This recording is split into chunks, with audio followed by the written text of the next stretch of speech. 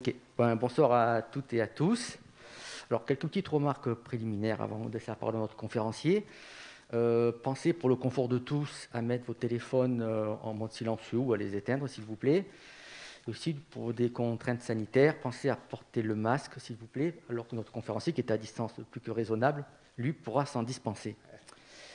Donc, ce soir, nous avons le plaisir d'accueillir M. Stéphane Rostin.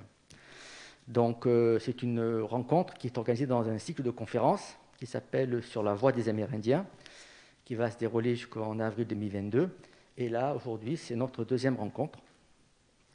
La conférence de ce soir s'appelle Amazonie, 12 000 ans à l'ombre de la futaie. Alors, quelques mots sur notre conférencier. Monsieur Rostin est archéologue, directeur de recherche au CNRS. Il est le premier archéologue français à s'être spécialisé sur l'Amazonie, notamment en Guyane et en Équateur. Il a organisé plusieurs projets interdisciplinaires et internationaux, notamment à travers une approche d'écologie historique. Alors, il a reçu le Grand Prix du livre archéologique en 2020 pour son ouvrage Amazonie, l'archéologie au féminin. Et ces ouvrages sont à disposition dans nos collections. Donc voilà, alors ceux qui sont coutumiers un peu de nos rencontres, il y aura le temps de la conférence proprement dite, et ensuite il y aura donc un temps d'échange, vous vous manifestez, nous on fait passer le micro, et notre conférencier répondra à vos questions. Dernière petite chose, sachez que donc, ce cycle continue donc, jusqu'en avril l'année prochaine, et en décembre, nous aurons le vendredi 10 décembre deux projections de films, Black Indians et Warrior Women. Et le vendredi 17 décembre, nous aurons une conférence en Amérique latine des Indiens invisibles. Point d'interrogation. Voilà, je vous souhaite une bonne conférence à toutes et à tous et je redonne la parole à M. Rostin. Merci. Je vous en prie, allez-y. Alors, je me présente quand même, je suis archéologue au CNRS et j'ai vécu 20 ans en Amérique du Sud, dans les pays amazoniens, où j'ai fait toutes sortes de projets. Comme je le disais avec ce petit tacle sur mes collègues mayanistes et incaïstes, l'Amazonie a été longtemps très mal vue et c'est que très récemment que les chercheurs amazonistes sont reconnus à part entière. Quand j'ai commencé il y a 35 ans, j'avais d'abord travaillé chez les Mayas au Guatemala. Et puisque de toute façon, quand on voulait faire des études sur l'archéologie d'Amérique, on n'avait pas le choix. Il fallait aller à Paris 1, à la Sorbonne, et suivre les cours sur les Mayas. Donc après, on allait fouiller chez les Mayas, et après, on devenait un mayaniste, et après, on devenait un chômeur de la science. C'était à peu près le trajet normal de tout étudiant. Donc moi, j'ai un peu trahi la cause, parce que je suis allé, j'ai eu l'occasion d'aller en Guyane, et de découvrir un monde totalement différent de celui très vertical, très hiérarchisé des Mayas, mais plutôt un monde plus horizontal et totalement méconnu. Et là, mon prof m'a dit, puisque j'ai voulu faire une thèse là-bas, il m'a dit, alors si tu continues sur l'Amazonie, tu n'auras jamais de boulot, ça n'intéresse personne.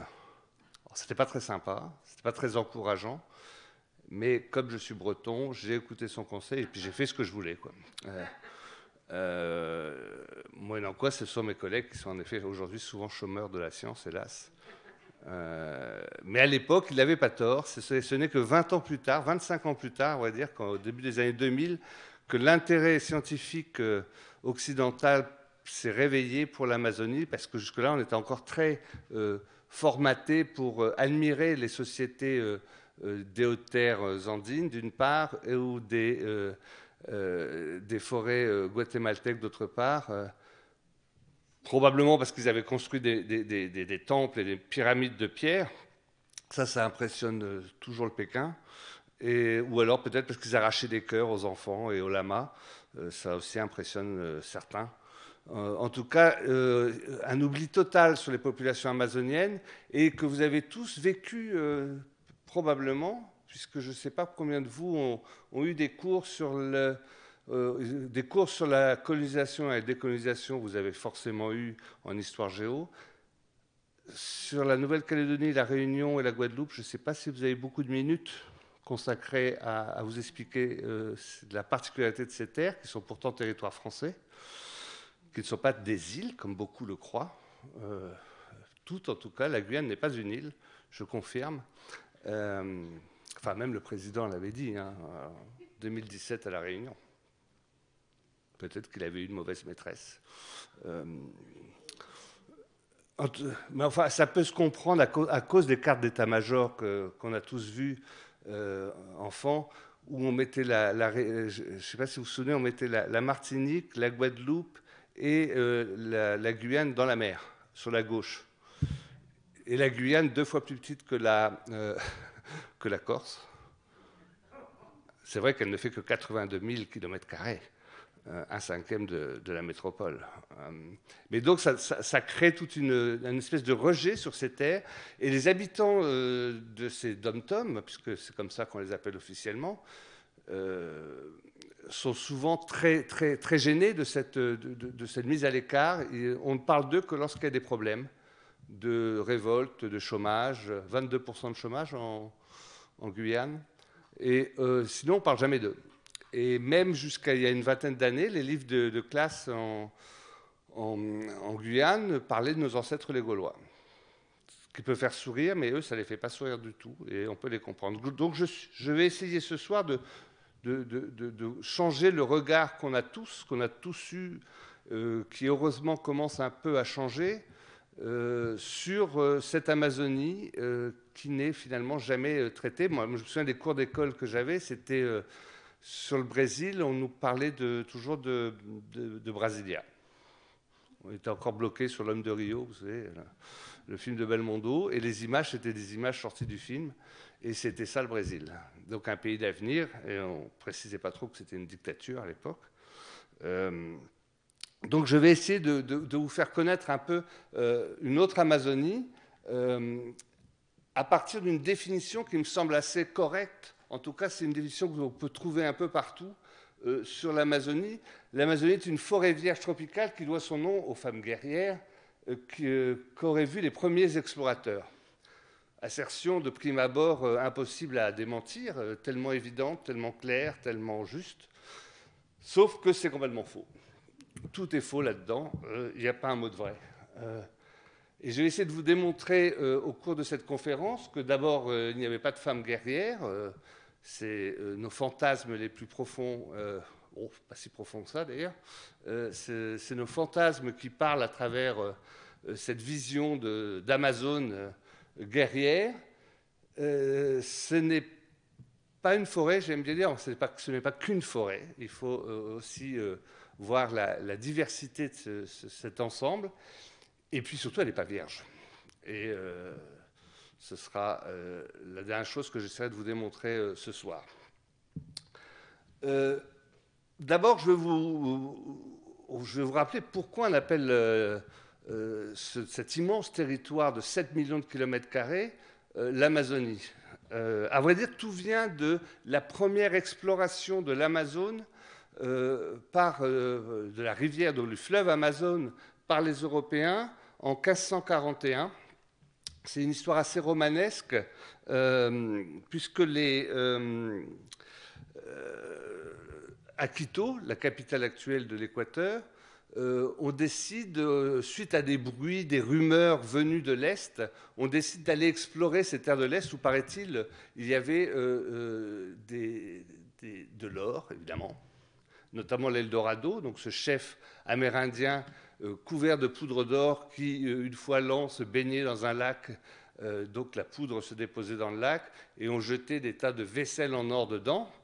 Donc une jolie légende que les conquistadors ne pensaient qu'à valider. Donc il fallait aller chercher ça. Mais officiellement, on allait au pays de la cannelle, puisque les terres de l'Est étaient réputées pour être couvertes de canneliers. Et à l'époque, la cannelle était une épice très valorisée, très chère et très rare. Donc, le cousin de Pizarre est envoyé pour aller explorer ces terres.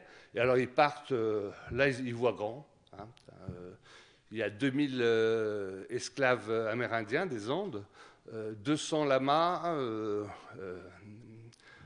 des chiens tueurs d'Indiens et à peu près 200 soldats aussi. Alors les Amérindiens meurent presque tout de suite parce que pas du tout adaptés à un milieu tropical humide, venant des cimes à 3-4 000 mètres d'altitude, ils supportent très mal la fatigue du voyage. Et quand ils ne tombent pas dans les précipices, ils tombent malades et meurent. Donc exit les Indiens très vite. Les lamas, évidemment, ne tiennent pas le choc non plus. Restent les soldats qui débouchent dans la rivière Napo et sont attaqués sans arrêt par les Amérindiens. En tout cas, à chaque fois qu'ils leur demandent de la nourriture, ils sont rejetés et ils commencent vraiment à manquer de nourriture parce qu'en Amazonie, c'est pas facile de trouver de la nourriture quand on n'est pas né sur place. Elle n'est pas vraiment évidente, cette nourriture. Et ils ont la brillante idée d'envoyer ils sont sur le Napo, donc toujours en Équateur, et ils envoient une petite troupe, ils construisent un brigandin, ils envoient une petite troupe aller chercher de la nourriture en aval. Donc il y a une soixantaine de soldats qui partent sous les ordres d'Orellana, et ils ne trouvent pas de nourriture, évidemment, et puis de toute façon, ils ne peuvent pas remonter le courant, donc ils sont obligés de continuer. Ils se disent, ça va bien atterrir quelque part, on va bien arriver à un océan quelconque, ou une mer quelconque, si on continue vers l'aval. Et ils descendent petit à petit tout l'Amazone, 6800 km de long quand même, voilà, un peu moins parce qu'ils sont déjà sur le Napo. Et ils descendent, et le long des berges de l'Amazone, ils voient des villages peuplés, très peuplés, qui les attaquent systématiquement. Plusieurs milliers d'Indiens.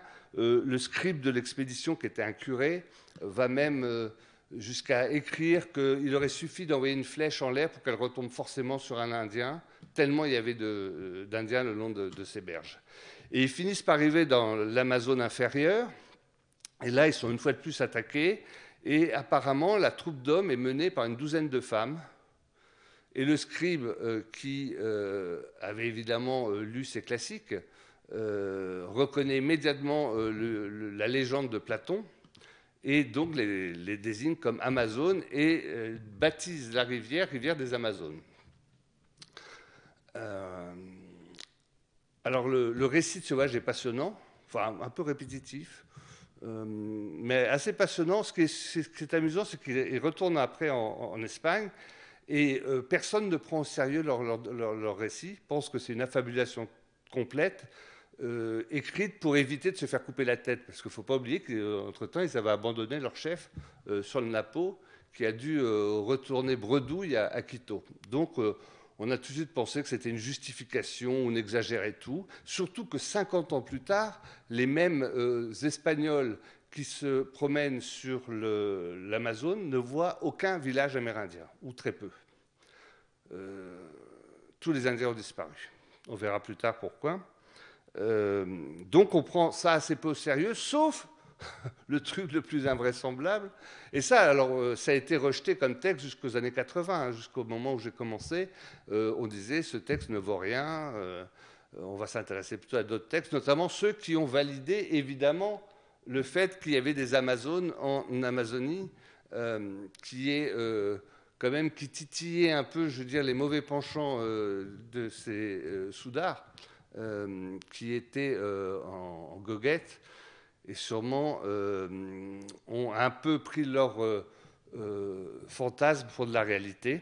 Alors, c'est pas impossible que des femmes aient dirigé des groupes d'hommes, mais un peuple d'Amazones, ça paraît très peu probable, même si on sait que les Amazones ont vraiment existé en Anatolie. Hein. Les fouilles archéologiques ont montré des tombes de femmes cavalières, chefs, et donc prouver que le mythe de l'Amazone avait reposé sur quelque chose de solide. Toujours est-il qu'en Amazonie, niet, rien n'a pu être vraiment démontré. Ça n'a pas empêché tous les chroniqueurs qui, durant les siècles suivants, ont surfé sur cette vague un peu sexy, si je puis dire, de l'Amazone amazonienne, et chacun a rajouté des petites anecdotes, alors qu'on n'a plus jamais vu d'Amazone, plus jamais vu de guerrières femmes en Amazonie, mais chacun a rajouté un petit détail. Alors, ça commence d'abord, on valide le nom rivière des Amazones. Alors, j'aime bien cette carte, c'est une carte anglaise quand même. Faut bien parfois de temps en temps. Bref, je suis breton, hein, je suis désolé, on est juste en face, nous. Toujours est-il que j'aime bien cette carte parce qu'on y voit deux Amazones qui se baignent dans le Tapajos et elles sont mortes de rire en plus. Ce Tapajos, c'est là où ils sont attaqués à l'embouchure du Tapajos et de la rivière Amazone. Hein. C'est la seule carte qui représente des Amazones, c'est peut-être la seule chose, je dirais, véridique de cette histoire d'Amazone. Le reste n'est que billevesé. Alors elles sont réputées pour se couper le sein droit, pour pouvoir mieux tirer à l'arc. Alors ils reprennent, tout est mélangé, c'est le vieux mythe de Platon qui est remis à la sauce tropicale. Elles utilisent les hommes comme esclaves sexuels et quand elles ne sont pas satisfaites, elles les suspendent par un pied à un arbre au-dessus d'un feu et s'en servent comme cible pour les torturer. Quand elles sont heureuses, elle leur offre une murakita. Une murakita, c'est un petit bijou en pierre verte qui représente d'une façon très stylisée une grenouille. Et c'était un bijou très, très valorisé en Amazonie au moment du contact. On en retrouve un peu partout. Ça servait d'échange cérémoniel. Et donc, la légende veut que ce soit les Amazones qui aient fabriqué alors ça, c'est une légende coloniale, hein, qui ait fabriqué ces murakitas, c'est donc ces petits pendentifs en forme de grenouille, en prenant de l'argile de fond d'un lac, la modelant, et quand elle la sortait du lac, elle devenait dure comme de la pierre. Et donc elles auraient récompensé les bons serviteurs sexuels avec ce type de petits bijoux. Moi j'en ai un d'ailleurs. Regardez. Bon, je ne sais pas pourquoi elle est si petite d'ailleurs. Enfin bon, passons à autre chose. Toujours est-il qu'on leur attribue toutes sortes de qualités. Par exemple, elles ont les poils du pubis très longs. Hein, ce n'est pas un pagne que vous voyez là. Ah, ça, c'est Barrère en 1743. C'est pas si vieux que ça. Elles ont évidemment fréquenté les hommes sans tête. Enfin, on leur prête tout et son contraire jusqu'au jour où un vrai scientifique décide, bon, ras-le-bol de cette histoire, je vais dépatouiller la légende des Amazones. Il s'agit de Charles de la Condamine qui avait été envoyé en Équateur pour calculer l'arc de la Terre, pour démontrer à ces Anglais qui ne savent rien, qui pensaient que la Terre était aplatie au pôle, que la Terre est bien ronde. Sur ce coup-là, on n'a pas vraiment réussi. Toujours est-il qu'il est resté 13 ans en Équateur. Son équipe a vécu des aventures picaresques. C'était au XVIIIe siècle, 65 à 73, je crois. Je pourrais vérifier Et il y en a un qui meurt parce qu'il s'était accoquiné avec la fille de la sendero locale. Donc dans une corrida, il se fait poignarder. Ils ont tous eu des aventures étonnantes.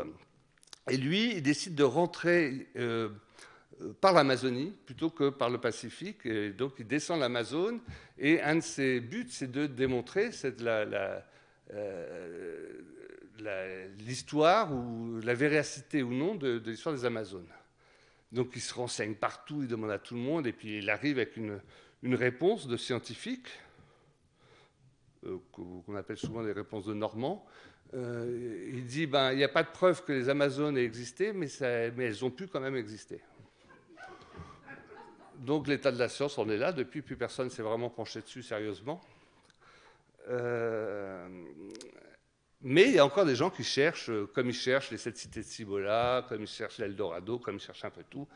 Ça a vraiment bien marché. Et puis l'autre, il faut savoir quand même que l'Amazonie, dès le départ, a été considérée comme une terre différente, même par Christophe Colomb, qui, lors de son 3e voyage, où il navigue dans le delta de l'Orénoque, dit qu'il pense être arrivé, très sérieusement, mais enfin, on sait qu'il s'est souvent planté, il pensait être arrivé au paradis terrestre. Ce foisonnement de végétation là, lui paraissait incroyable. Très vite, les cartes se peuplent évidemment des animaux les plus bizarres, des hommes avec des longues oreilles, des hommes sans tête, des hommes à tête de chien, des hommes. On les peuple de toutes les énigmes biologiques de l'époque. Donc ça va disparaître 2 siècles après, mais pendant un temps, on va vraiment peupler l'Amazonie de toutes sortes d'êtres étranges, et ça semble tout à fait normal. Il faut quand même se souvenir que la forêt, à l'époque, était largement entamée depuis le néolithique, mais il y a eu des grandes coupes de bois en Europe, notamment au Xe siècle, et puis à la Renaissance, on coupait allègrement les bois. Il y avait moins de forêts en France à cette époque qu'aujourd'hui.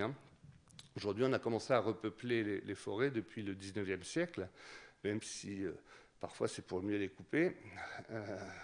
En tout cas, à l'époque, il n'y avait pas tant d'arbres que ça. Et on avait surtout une vision moyenâgeuse qui s'était amplifiée avec la Renaissance, où on séparait la cité, le citadin, la civilisation, donc la ville, de la sauvagerie, la barbarie, la forêt.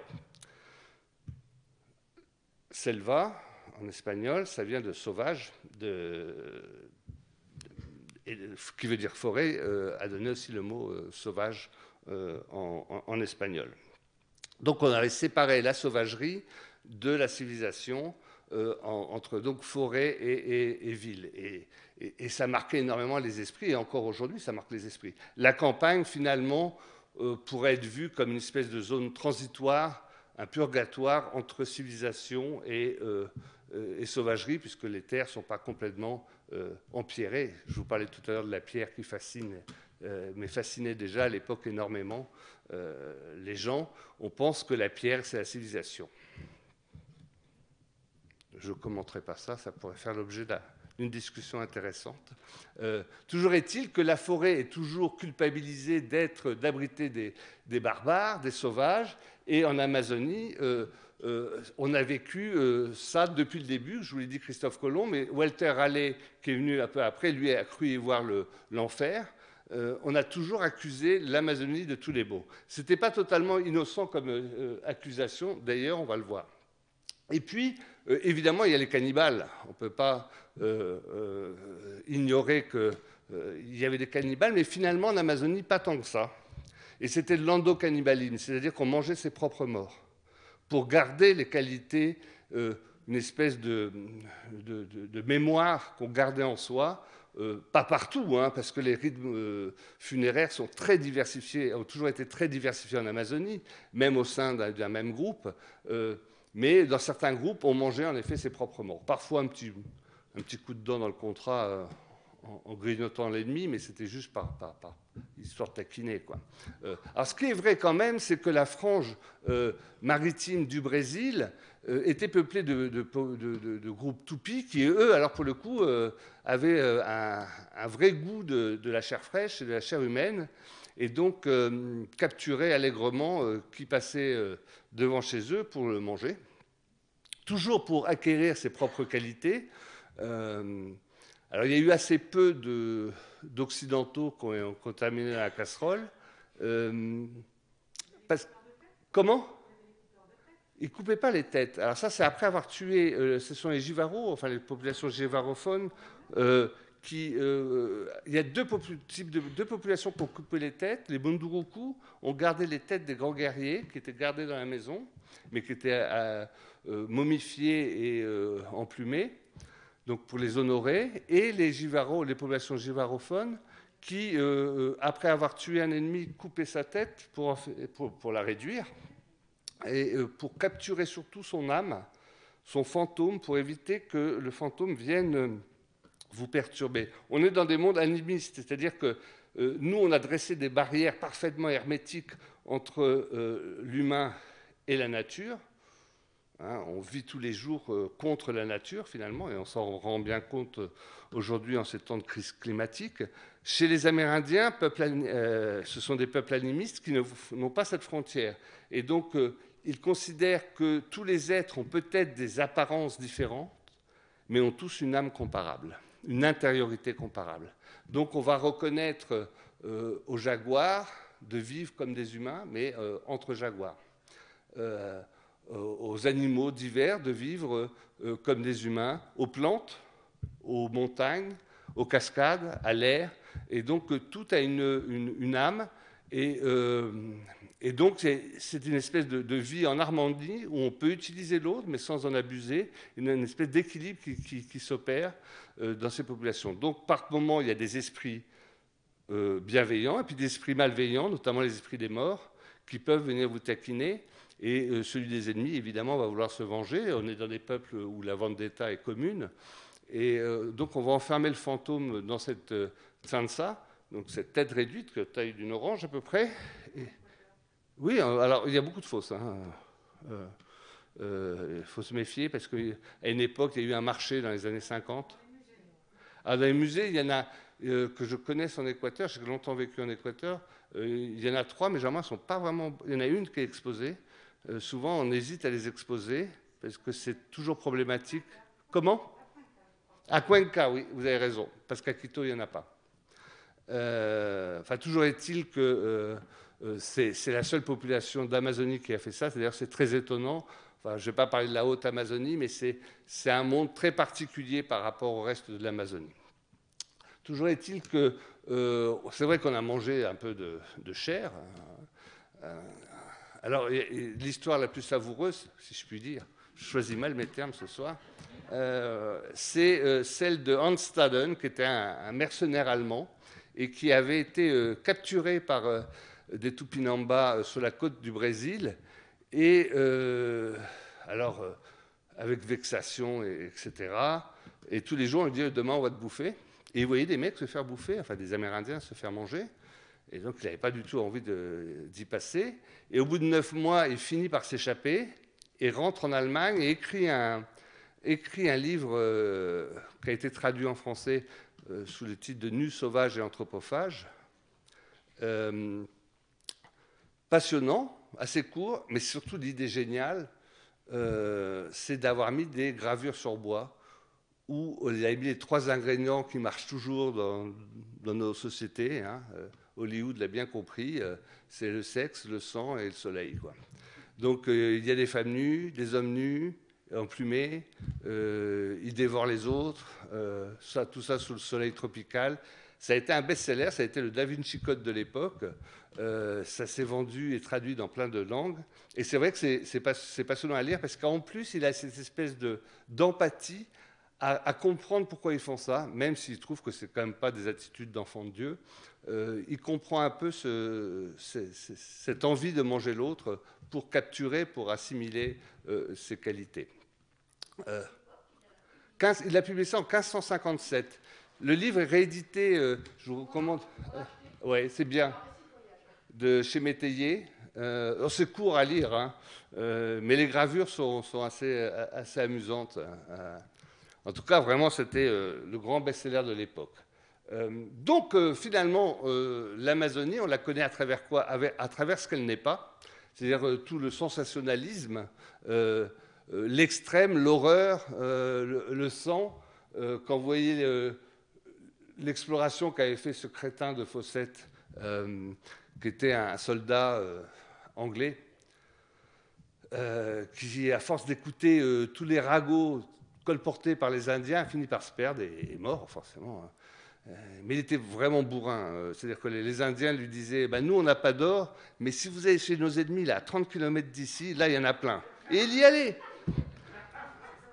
Et quand on lit ses mémoires, c'est l'abruti total, quoi. Donc, les Anglais en ont fait un héros. Je ne sais pas, ils auraient peut-être trouvé d'autres. Des Indiens, parce que les conquistadors sont arrivés au Chili, parce que Exactement. On disait là-bas, Chili, ça veut dire c'est le quai d'Armado, c'est les Indiens, là-bas, il y a de l'or. Bien sûr. Mais les Indiens ne sont pas du tout idiots. Ils sont pas du tout idiots, mais les explorateurs tellement avides d'or. Alors, Fawcett, lui, cherchait la cité Z, qui était donc l'Atlantide, qui pensait qu'elle avait été submergée non par la mer, mais par la forêt. Et donc, ça lui a coûté la vie. Le film est pas mal, hein, sinon un film d'aventure qui se laisse voir. Hein. Mais le livre, alors, c'est... Et pourtant, j'aime pas critiquer les Anglais. Hein. Mais là, toujours est-il que même quand les revues dites un peu scientifiques veulent parler de l'Amazonie, c'est toujours sous sous couvert de l'or, des cités perdues, de maintenir un peu ces énigmes qui n'en sont plus, qui n'en ont jamais vraiment été d'ailleurs, et qui sont juste nos préjugés et nos a priori sur cette forêt. L'or, évidemment, on a toujours cru qu'il y avait des cités d'or perdues parce que une fois qu'on avait vidé les montagnes dans le sens propre du terme, hein, la montagne d'argent de San Luis Potosí en Bolivie a vraiment été complètement creusée pour son argent. L'or a très vite disparu quand même. Donc on a cherché ailleurs, on a imaginé que les Incas n'avaient caché en forêt, ce qui est en soi absurde, hein, puisque les Incas n'avaient pas pu pénétrer l'Amazonie. C'était un milieu sur lequel ils n'étaient pas du tout à l'aise, et à chaque fois qu'ils ont affronté les populations amazoniennes en frange orientale des Andes, ils ont pris une branlée. Donc ils sont restés dans les Andes, donc ils ont vraiment dominé militairement, mais l'entrée en Amazonie a été impossible. Donc tout ce qu'on raconte, évidemment, avec même par des gens très sérieux, en tout cas, ce n'est pas sérieux ce qu'ils racontent. Toujours est-il qu'on a cherché l'or. Le plus célèbre chercheur est probablement Walter Raleigh, l'anglais, qui lui est devenu fou en cherchant la cité de Manoa, la cité d'or qui aurait été à l'intérieur des Guyanes. Il y a été plusieurs fois, il n'est jamais revenu, il est toujours revenu les mains vides, jusqu'à un moment la reine en a eu marre et il avait perdu la tête, mais il l'a perdu là pour le coup, en vrai, puisqu'il a été décapité à cause de son échec. Ça rigole pas.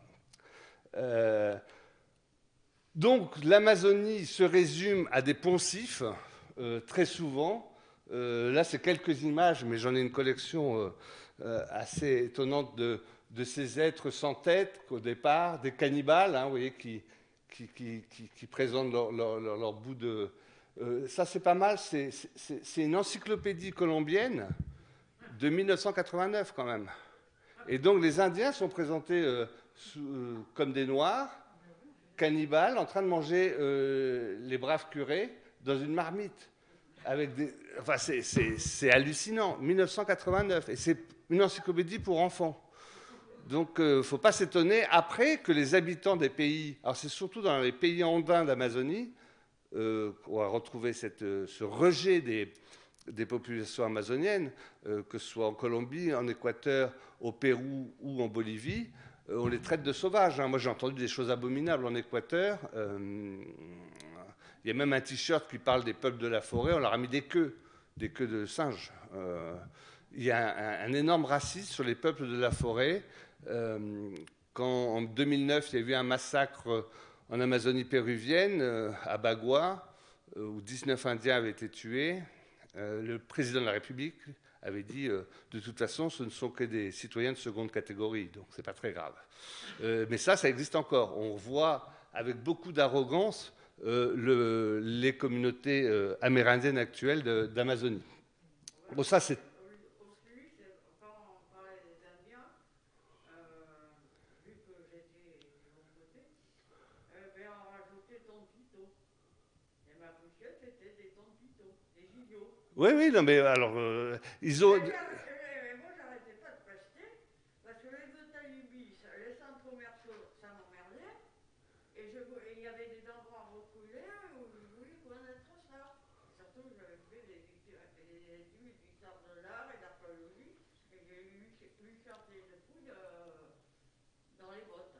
Oui, non, mais c'est terrible parce que J'avais pas moyen. ça continue, hélas, et c'est pas avec les gouvernements actuels que ça va changer. Il n'aimait pas du tout me voir traîner dans le secteur. J'arrivais comme français toujours à fouiller et tout. Mais aller à Machu Picchu, la galère, bon, là, j'en ai eu marre. Hein. J'ai divorcé. Mais alors ça, c'est pas mal, c'est Briard, un peintre du 19e siècle que j'aime bien. J'aime moins ses thèmes. Il a beaucoup peint sur... vous voyez, c'est un des derniers pompiers du 19e. Il a peint beaucoup dans l'Arctique. Et aussi, il a fait un voyage au Brésil.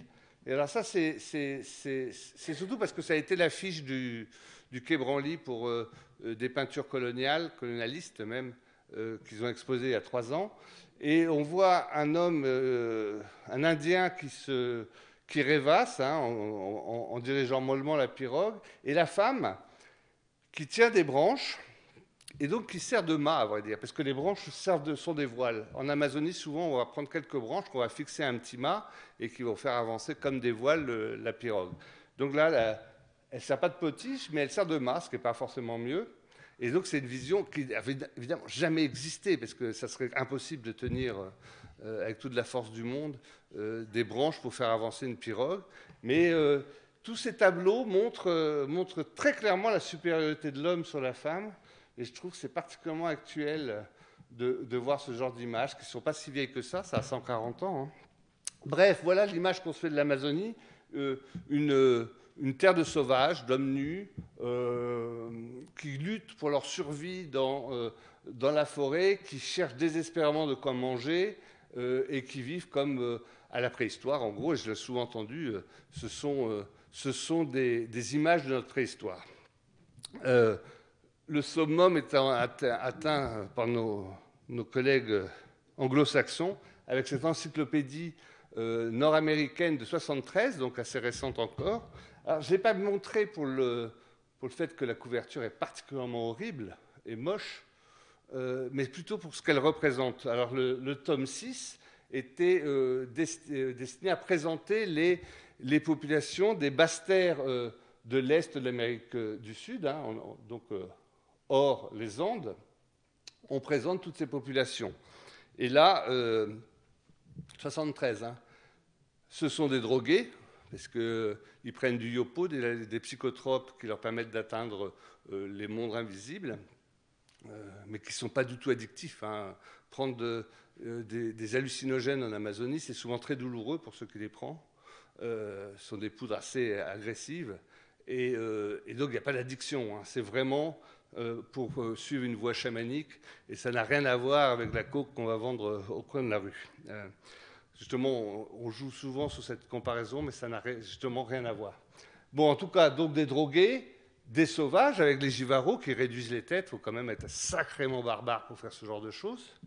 Et puis, alors, les descendants métis des Africains et des Indiens, quand on voit comment ils dansent, bah, là aussi, on ne va pas appeler ça quelque chose de normal. Ça danse n'importe comment. Les seuls civilisés, on va les trouver à São Paulo et à Montevideo en Uruguay. Et j'aime beaucoup comment on représente la civilisation, c'est avec un casino. Ça, là, il y a de la civilisation, il n'y a pas de doute. Et alors, le plus civilisé, oui, c'est le gros chauve en premier plan. Moi, je suis très civilisé, par exemple. Il n'y a pas de doute. Mais donc, voilà ce qu'on présente aux gens. Alors qu'on n'arrive pas à dire après que les gens ont des préjugés, on forme les gens à des préjugés. Et je vais commencer par l'exemple de ma fac, qui continue. Il faut encore que je me batte pour les convaincre qu'on a des résultats scientifiques souvent plus proéminents que les leurs, ce qui les agace. Parce que pour suivre un mur de pyramide, il ne faut quand même pas... Enfin, un singe bien dressé arrive à le faire. Hein, donc, ils sont quand même persuadés d'être au sommet de la chaîne alimentaire de la science, et ce n'est pas souvent vrai. Même si c'est d'excellents archéologues mayanistes. Ma grand-mère disait toujours « il faut être mieux que sa voiture ». Moi, j'adapte ce proverbe à ma profession en disant « il faut toujours être mieux que son site ». Et quand on a des sites assez moches, comme c'est le cas souvent en Amazonie, eh ben, il faut développer des méthodologies, des chemins scientifiques pour faire parler ces 2-3 tessons de céramique, ces 2-3 cailloux. Et c'est pour ça que beaucoup d'innovations, je pense, d'innovations méthodologiques importantes dans la science se font dans des milieux extrêmes, comme l'Arctique, la Sibérie, le Sahara, l'Amazonie. C'est là où on voit vraiment des poussées novatrices dans la science, alors que quand on travaille au pied de Khéops, ben, on ne se pose pas trop de questions, on attend de trouver la momie, quoi. Mais si vous regardez l'histoire des sciences, c'est vrai que les milieux un peu plus sévères poussent plus le chercheur à réfléchir sur son sujet d'étude. Donc l'archéologie Amazonie est passée de cette collecte de crânes, hein, les chercheurs, les premiers chercheurs de la fin du 19e étaient un peu les jivaros de l'époque, à collecter des crânes. Crevaux est revenu de sa 3e expédition en Amazonie.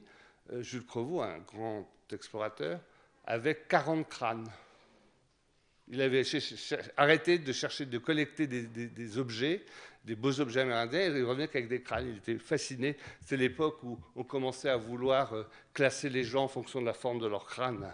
Il y avait tout un début de science qui a duré 40 ans, mais qui commençait à naître. Donc toutes les déformations, c'est là qu'est née la bosse des maths. On pensait que si on avait une petite bosse ici, sur la tempe, on était bon en maths. Et c'est là qu'il y a des collections de crânes qui se sont faites dans les universités françaises et d'ailleurs de médecine, qu'on peut encore voir, où crâne de violeurs, crâne de voleurs, crâne de criminels. Et donc on essayait de définir des qualités en fonction de la forme du crâne. Ça fait chou blanc cette histoire. Toujours est-il qu'on est passé d'une archéologie de collecte à une archéologie où on essaie de réfléchir, avec notamment... Tout à l'heure, on parlait d'écologie historique, cette vision non plus d'un arrêt sur image de l'histoire, mais essayer de voir l'histoire sur le temps long, le dynamisme historique, notamment des paysages. Ça nous a libérés du carcan du tesson de céramique, de penser différemment le passé d'une région notamment tropicale, celles qui sont le moins connues au monde. C'est pareil pour l'Afrique centrale ou pour le Pacifique.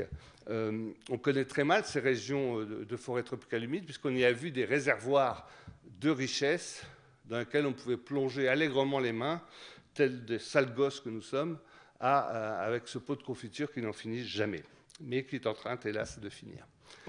Toujours est-il que la science, maintenant, l'archéologie ne se pratique plus seule avec sa truelle, mais en collaboration avec d'autres spécialistes, notamment des bioarchéologues, des gens qui travaillent sur les ossements, sur les plantes, sur les sols.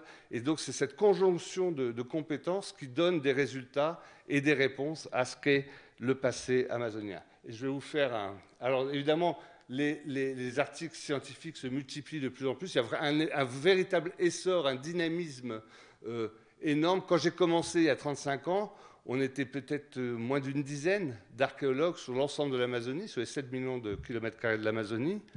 Mon voisin le plus proche était à 2000 km de moi. Donc on ne se voyait pas souvent, on n'avait pas souvent l'occasion de se voir, pas souvent l'occasion de s'engueuler, c'est souvent l'activité favorite des archéologues. Mais donc c'était une archéologie un peu difficile. Maintenant, il y a eu, notamment au Brésil, un très fort dynamisme depuis le début du millénaire. Et donc, je vais passer tout de suite à essayer de vous démontrer que ce n'est pas qu'une forêt. Puisqu'on voit cette Amazonie comme une espèce d'immense brocoli géant, infini et impénétrable, surtout sauf si on est un héros, alors que rien n'est plus faux que cette uniformité, cette monotonie qu'on a tendance à attribuer à cette forêt. Il n'y a pas plus divers que la forêt, puisque la forêt amazonienne rassemble 15% de la biodiversité mondiale en faune et en flore.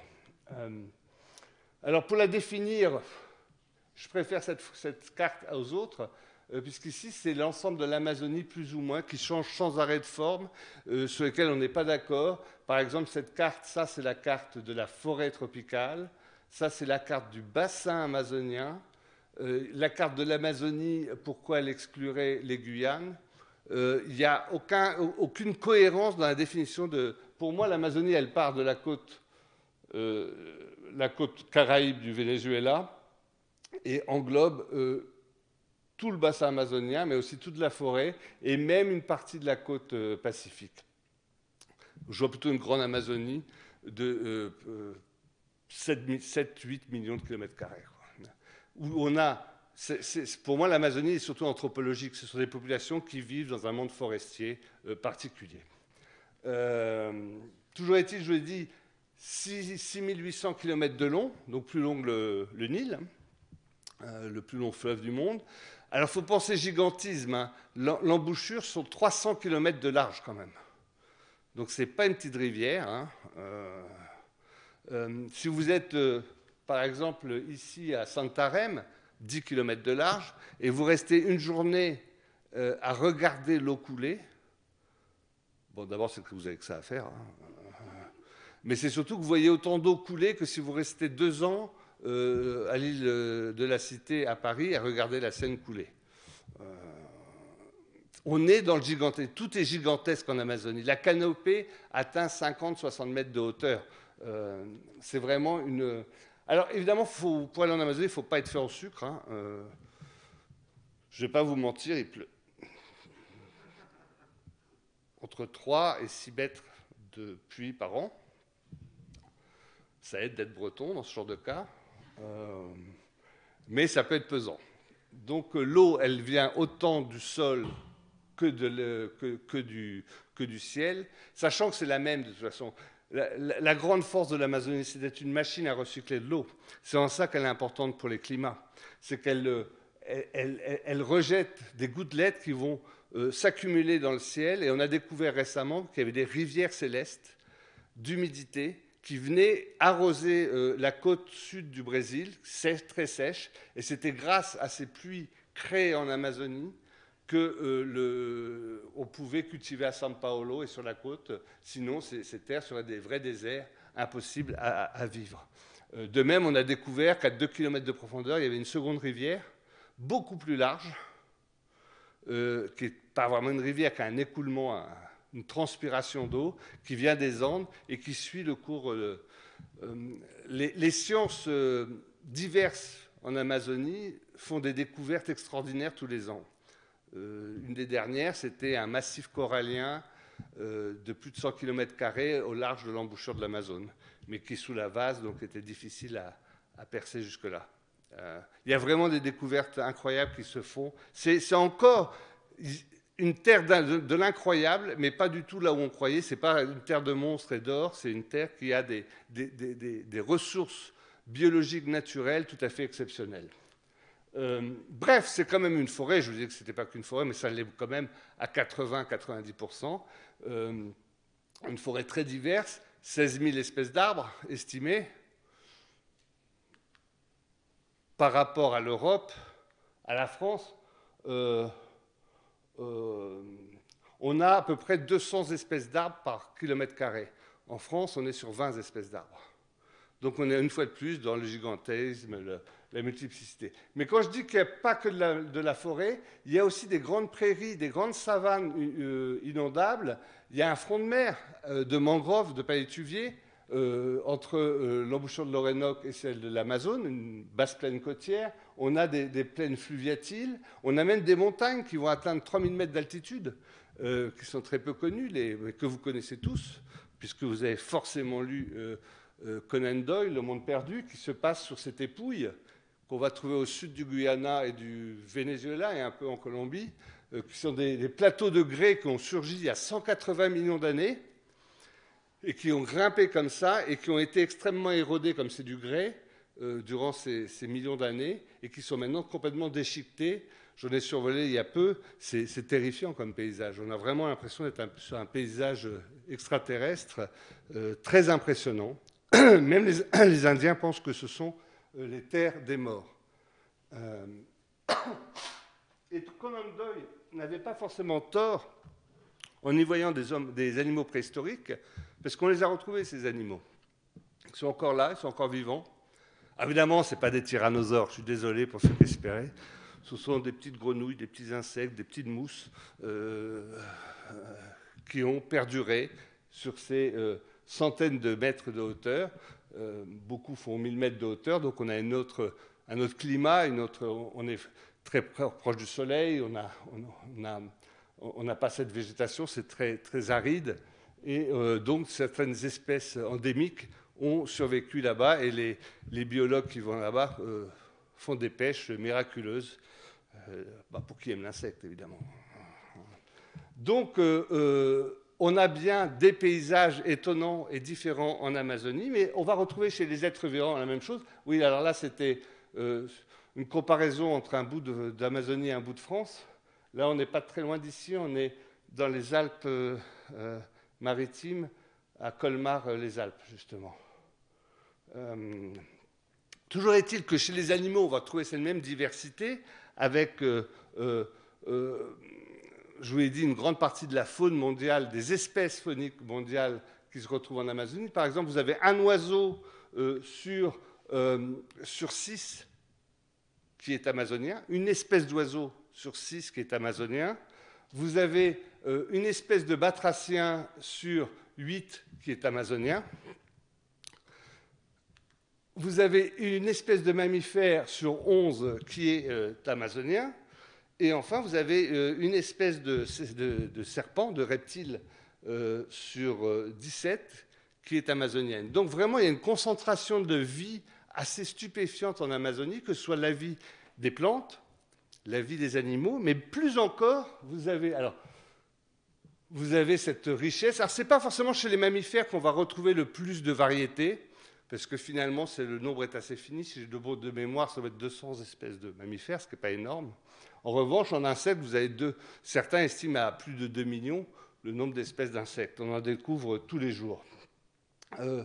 Non, on va trouver aussi cette diversité dans les sols. Si vous regardez une carte des sols des Amériques, là où c'est le bleu, c'est là où c'est le plus divers, et le rouge, le moins divers, et ben, le long de l'Amazone, on est dans le maximum de diversité des sols. Alors, quand on parle de diversité des sols, ce sont évidemment les nutriments, mais aussi les bactéries, les microbes, les cellules. Et c'est quoi les microbes? Ben, c'est de la vie. Alors, ça nous tue peut-être, mais ça reste de la vie. Et les tropiques, et là, on pourrait dire la même chose, hélas moins aujourd'hui, mais sur l'Afrique centrale, qui était aussi une terre de forêt tropicale humide très dense, mais qui a été, hélas, coupée. Et pareil, en Iran Jaya ou en Malaisie, en Asie du Sud-Est, on a une ultra-diversité dans ces régions qui nous fait peur. On revient sur ce mythe du sauvage et du civilisé, mais qui sont des bouillonnements de vie. Il y a beaucoup plus de vie dans les sols amazoniens que nulle part ailleurs dans le monde. D'ailleurs, c'est un des problèmes, puisque à force de déforester ces aires, on en fait sortir des zoonoses, des maladies qui sont transmises par les animaux. On est en train vous êtes déguisés pour ça ce soir. On est en train de vivre ça. C'est une pandémie qui est sortie d'une zoonose de l'Asie. Les premières zoonoses sont nées il y a 20 ans, suite aux déforestations intensives des Occidentaux, en Afrique, sont sorties de cette forêt.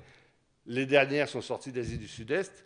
Je vous parie votre main à couper, je parie jamais la mienne par principe, que les prochaines viendront d'Amazonie, vu l'accélération de la déforestation qui s'y passe. Enfin, bref, je vais passer sur quelque chose de plus gai, quoique la virginité de l'Amazonie. Alors, on a toujours pensé, puisqu'on n'arrivait pas à la contrôler, à la concevoir, que cette forêt n'avait jamais été traitée par l'homme, gérée par l'homme. Ce qui nous arrangeait bien quand même, on a fait la même chose en Amérique du Nord, il ne faut pas l'oublier, de dire que les Indiens n'ont pas valorisé leurs terres, et nous valoriser, c'est-à-dire n'ont pas profité, n'en ont pas tiré un bénéfice, ça nous permettait de dire qu'ils n'en étaient pas propriétaires et qu'on pouvait les confisquer. Et c'est ce qu'on a fait outrageusement en Amérique du Nord, mais aussi en Amazonie, en disant vous n'avez pas su profiter de vos terres, donc dégagez. Et d'ailleurs, beaucoup d'amis indiens, notamment Kalina de Guyane, qui me disait il y a une trentaine d'années, mais vous les Blancs, vous êtes arrivés, on vous a laissé faire, on n'a pas eu de guerre, des petites batailles, mais pas de la guerre, on n'a pas eu de traité, on ne s'est jamais mis d'accord, on n'a jamais eu de reddition, et tout d'un coup, vous êtes devenus de plus en plus nombreux, et vous nous dites qu'on doit obéir à vos lois, mais il n'y a aucune raison, nous on est chez nous, c'est vous qui n'êtes pas chez vous. Donc arrêtez un peu. Donc depuis, ils ont trouvé un discours plus tempéré de discussion, en tout cas avec les autorités. Mais leur discours est tout à fait valide. C'est vrai qu'on les a arnaqués, il faut bien dire. Alors maintenant, de voir que les Amérindiens tiennent les casinos en Amérique du Nord, moi, ça me fait sourire. Ça me paraît un juste retour des choses. Toujours est-il que j'ai parlé de la diversité des paysages, de la flore, de la faune, des sols, mais il y a aussi une diversité qu'on oublie toujours, que j'appelle l'ethnodiversité. C'est la diversité culturelle d'Amazonie, puisqu'il y a encore entre 250 et 300 langues indigènes qui sont parlées en Amazonie. Je parle de langue, pas de dialecte. qui appartiennent à 60-80 familles linguistiques. À titre de comparaison, sur un territoire presque comparable, en Europe, on parle 30 langues. On a 4 familles linguistiques. En Amazonie, on parle de 350. Et certains spécialistes linguistes pensent qu'au moment du contact, il y avait 2000 langues parlées. Sachant qu'il y avait plusieurs langues au sein d'un même groupe. Des langues de femmes, des langues de chamans, des langues de commerce, des langues cérémonielles. Mais quand même, si on parle de 2000 langues, c'est quelque chose. On est sur quelque chose qui ne se justifie pas. On n'a pas les Alpes pour séparer deux langues comme chez nous, ou les Pyrénées, ou le Rhin. En Amazonie, vous passez d'un arbre à l'autre et vous changez de langue. C'est une espèce de volonté de mosaïque créée par les Amérindiens, une mosaïque culturelle, linguistique, de façon à tenir en équilibre et qu'on ait toujours besoin de l'autre pour éviter de se massacrer tout le temps. C'est un mode de vie horizontal où il n'y a pas de dominant, pas de dominé, mais il y a des échanges qui soient guerriers ou commerciaux, ou cérémoniels, ou de concours. Ce sont des échanges qui maintiennent l'équilibre de la population créant une carte un peu particulière du monde qui nous échappe, qui nous a longtemps échappé parce que ce n'est pas notre mode de pensée. Nous, on pense territorialisation, frontières, possession, ce que les Indiens ne conçoivent pas du tout. Alors, il faut quand même un truc qu'il faut savoir, quoi. Ça viendrait à l'esprit de personne de comparer les pauvres Lacandons, les pauvres Mayas actuels, avec les glorieux guerriers Mayas d'il y a 500 ans. Enfin, tout le monde sait qu'il s'est passé quelque chose, en l'occurrence la conquête, qui fait que ces deux populations n'ont rien à voir. Enfin, il y a peut-être une qui est issue de l'autre, mais sinon, on n'est pas face aux mêmes sociétés suite à cette conquête et surtout au choc épidémiologique qui a tué 90% des populations mésoaméricaines. Donc, on sait que c'est séparé. De même, qui va les comparer les paysans quechua actuels des Andes avec les somptueux Incas du moment de la conquête? On voit bien que ce n'est pas les mêmes. Il s'est passé quelque chose. Il y a eu la conquête et aussi les épidémies occidentales qui ont tué toutes ces populations. Et les Mayas ont disparu au 8e siècle? Non, ça avait commencé à s'effondrer, oui. Mais après, ils ont disparu. Je crois que les conquistadors les ont pas connus. Si. Ah, Si. si. On avait dit que ça avait été Bah, disparu non, ils n'avaient pas disparu. et qu'ils étaient passés à côté quelques traces. Non, c'était la fin, c'était pas l'époque glorieuse, en effet, 9e siècle, mais c'était le post-classique, et il y avait encore des sociétés mayas pas aussi riches que celles d'avant. Et pareil pour les Aztèques, ils étaient là aussi, et les paysans du Michoacán actuels n'ont pas grand-chose à voir avec les Aztèques, hein, pareil. Que les Mayas, ils n'avaient pas eu contact, ça avait été une civilisation. Ça, c'est une idée qu'aiment bien colporter les Nord-Américains sur cette légende noire, comme quoi on n'aurait pas massacré, que les Espagnols ont bien massacré, mais pas eux. Ça, c'est des problèmes nationalistes en Amérique du Sud.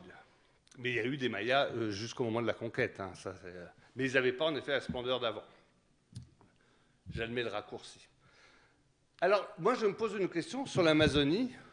Si on est d'accord sur les Incas, si on est d'accord sur les Mayas, pourquoi diable en Amazonie on va considérer, jusqu'à aujourd'hui, que ce sont les mêmes avant et après qui vivent ici? Ils n'ont pas subi la conquête, ils n'ont pas subi le choc épidémiologique. Si, ils ont perdu 90 à 95% de leur population. On estime qu'au moment du contact, c'était entre 8 et 10 millions. Quelques centaines de milliers après, au bout de 100 ans. Ils ont vécu le même choc, mais on est face à des populations qui vivent encore sur des modes différents des nôtres, qui ne sont pas totalement absorbés, enfin, pour certains d'entre eux, par la société occidentale industrielle.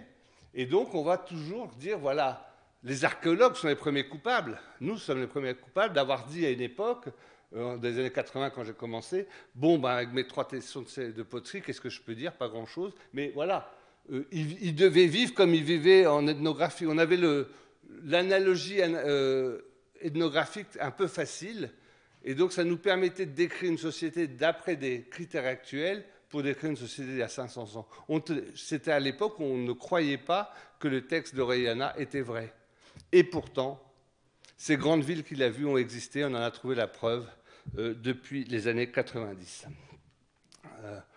On avait donc cette idée des Indiens d'Amazonie qui était dégénérée. J'aime bien cette image, pas tellement à cause des dégénérés de Colombie, mais plutôt de vis-à-vis avec l'image de la réussite dans les années 50, avec Mon Chéri qui a réussi, et donc de mettre les pauvres couples indigènes face au progrès auquel on croyait encore dans les années 50.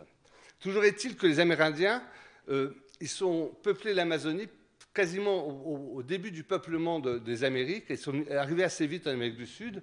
Alors, cette carte n'est pas tout à fait vraie, parce qu'ils ne sont pas passés par le centre des États-Unis, mais probablement par cabotage dès 20 000 ans. On a retrouvé récemment des traces de pas au Costa Rica, dans la boue, datées de 20 000 ans. C'est assez génial. Comment on a des traces de pas?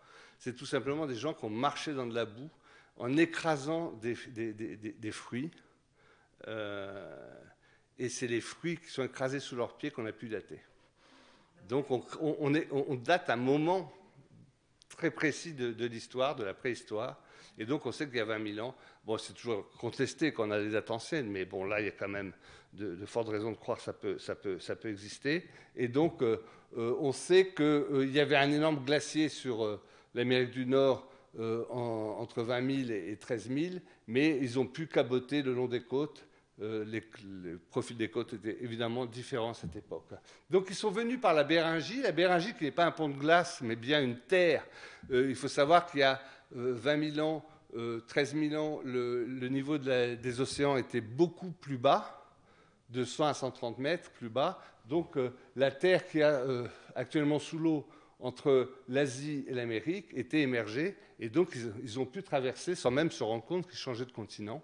Et donc le peuplement s'est fait progressivement, d'abord probablement d'ailleurs par l'Amazonie, qui ne ressemblait pas à l'Amazonie actuelle, mais qui était plus des savanes avec des îlots boisés, donc assez facile à traverser. D'ailleurs, dans les savanes reliques qu'on trouve en Amazonie, on va retrouver des ateliers de taille, des outils de pierre des premiers habitants de l'Amazonie. Alors,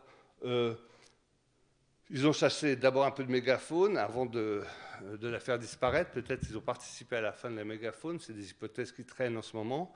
Ils ont surtout appris ce milieu.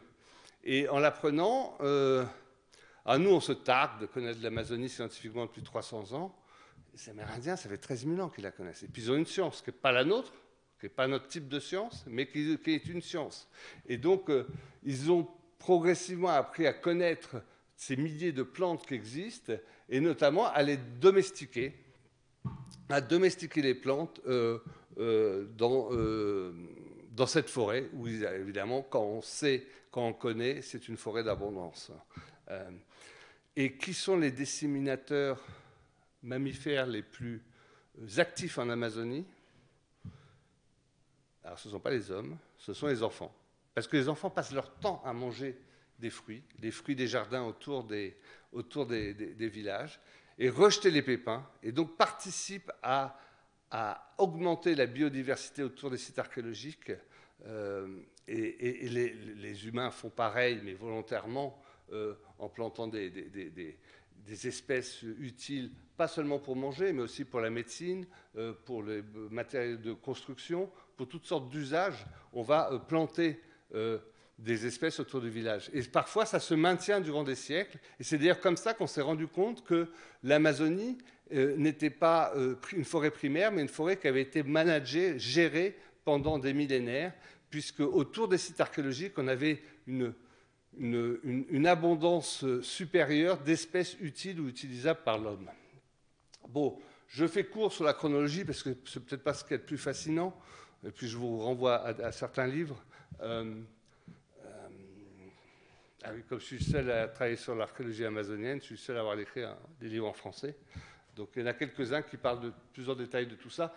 Les premiers sédentaires apparaissent il y a 6-8 000 ans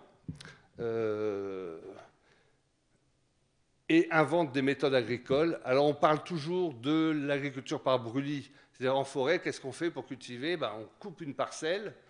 Comme les sols sont pauvres et acides, on va les amender en brûlant les arbres, et ça va faire du charbon, des minéraux qui vont fertiliser le sol pendant quelques années, pas longtemps, en 3-4 ans. Et après, on recoupe une parcelle. Sauf que couper des parcelles comme ça, aujourd'hui c'est facile, on a des haches de fer.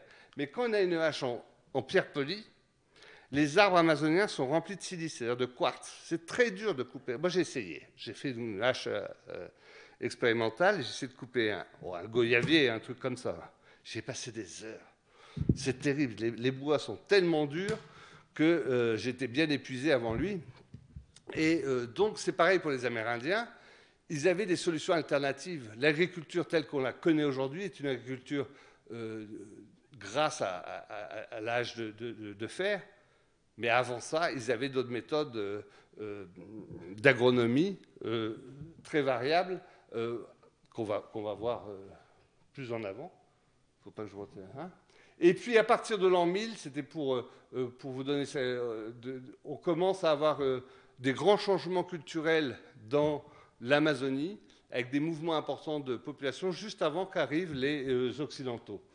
Mais cette forêt, comme je disais, est anthropisée, donc a été touchée par l'homme. J'aime bien cette fleur, ça. On l'appelle la Mick Jagger, je ne sais pas pourquoi. On la trouve en Haute-Amazonie. Et c'est assez, quand vous marchez en forêt, vous voyez ça devant vous tout d'un coup, c'est assez étonnant. Toujours est-il qu'on sait maintenant que les humains laissent des traces de leur passage partout.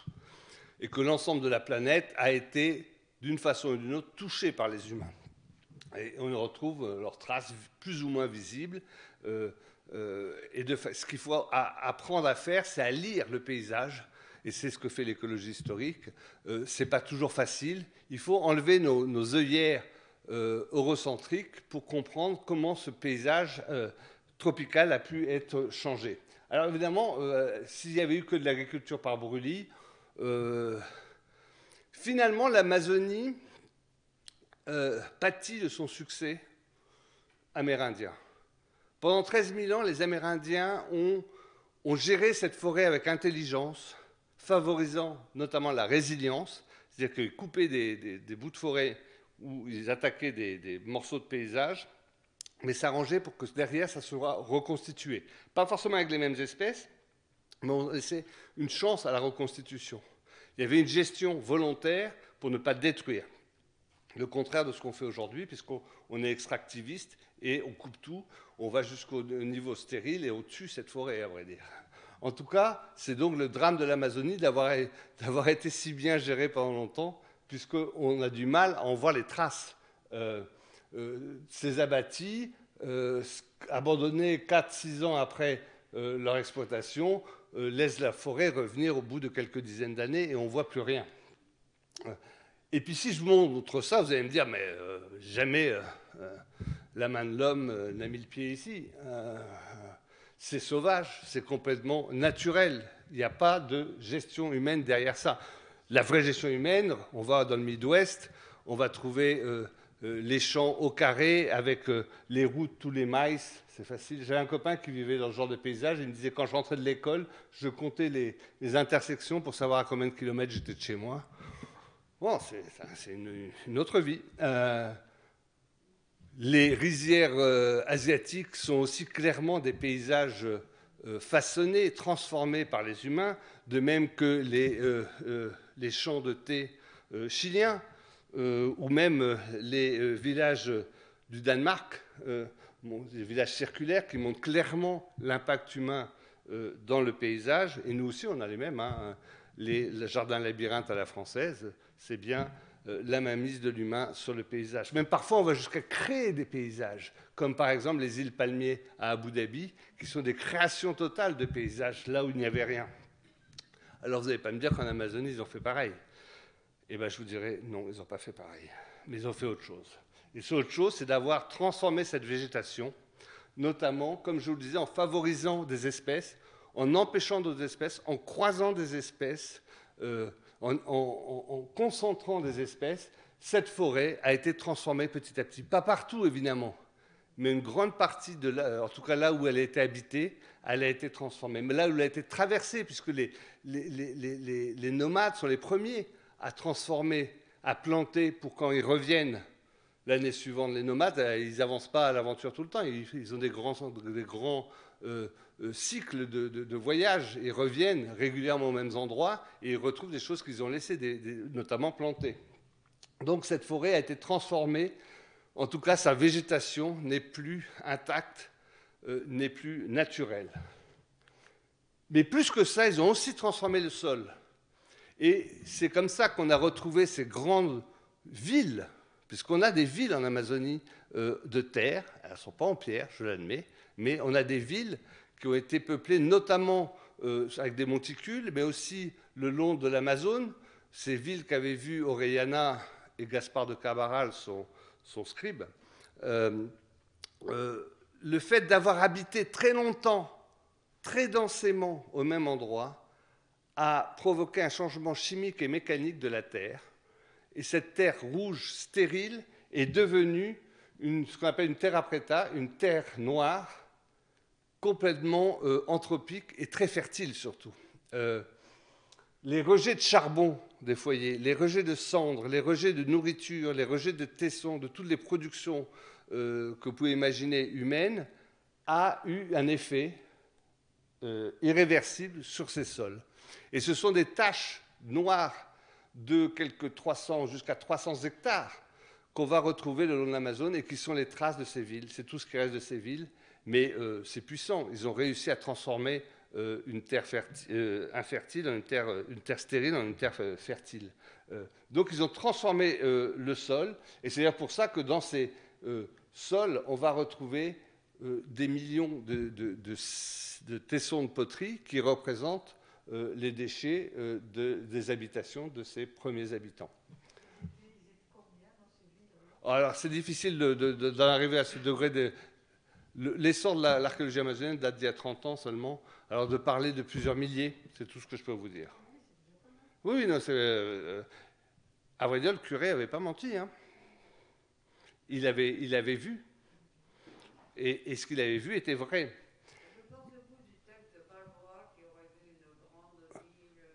Oui, alors après, il y a quand même un petit peu de licence poétique chez les premiers conquistadors. Après, j'ai vu que des archéologues, sous 20 minutes, avaient retrouvé un tesson, mais c'était une jarre, en fait, qui était comme ça, et il pouvait y avoir une grande ville. Mais bon... Des villes, oui, en bois et en terre. C'est évident, moi je travaille en ce moment sur une cité qui fait plusieurs kilomètres de long. Dans une vallée de 5 km de large, et sur 50 km de long, j'ai un site entier. C'est délirant. Je n'ai pas publié ça. Oui, mais parfois, on va tirer un peu. Des grandes urnes, c'est normal qu'il y en ait, on en trouve un peu partout. Mais de là à parler de... Alors moi, je pense qu'il y a un système urbain, sylvicole, en Amazonie, dans le Haut-Xingu, dans l'Amazonie occidentale, dans la Haute-Amazonie, on va retrouver des vestiges de ça. Mais ça reste quand même des villages de terre et de bois. Hein. C'est pas, faut pas penser... Oui, voilà, mais pas partout la terre non plus. Non, c'était qu'un endroit, ouais. Une grande ville. Mais il y a eu en effet des villes de plusieurs milliers d'habitants. Et puis ils n'ont pas seulement transformé la végétation et le sous-sol, mais aussi le modelé même de l'Amazonie, puisque nous, certains ont la chance de naître avec une fourchette en argent dans la bouche. Eux, ils naissent tous avec une pelle en bois dans la main. C'est avant tout des terrassiers, avant d'être des coupeurs d'arbres, ce qui est un peu notre fantasme de la civilisation projetée en Amazonie. Ils sont avant tout des terrassiers, et ils ont creusé des milliers d'hectares de canaux, de bassins, de piscines pour poissons, de digues, de tertres, de champs surélevés. Il y a vraiment, maintenant avec le lidar, la technologie LIDAR qui perce la canopée, on découvre des constructions, des terrassements un peu partout en Amazonie, et des terrassements stupéfiants. Donc ils ont transformé la terre, le sol et la végétation. Et donc je vous parle de terrassement. Ici vous avez des routes surélevées qui traversent les marécages, des tertres qu'on va trouver dans l'embouchure ou dans la Haute-Amazonie, et des énormes fossés qui apparaissent au fur et à mesure de la déforestation de l'Amazonie occidentale. Bon, je n'ai pas le temps de rester des heures dessus, si on veut avoir quelques questions. Alors évidemment, pour retrouver ces terrassements, ce n'est pas facile. Surtout que la forêt, c'est la forêt, quoi, on ne voit rien. Mais le LIDAR, c'est un peu comme un sonar. Au lieu d'avoir une réflexion de son, on a une réflexion d'image. Et on peut donc traverser une surface dure. C'est un processus laser qui va traverser la canopée et vous donner le modelé du sol, et sans priver de sa végétation. Et donc ça, ce que vous voyez là, une fois que ça a été mis en image LIDAR, des survols hélicoptères, vous allez voir ça apparaître.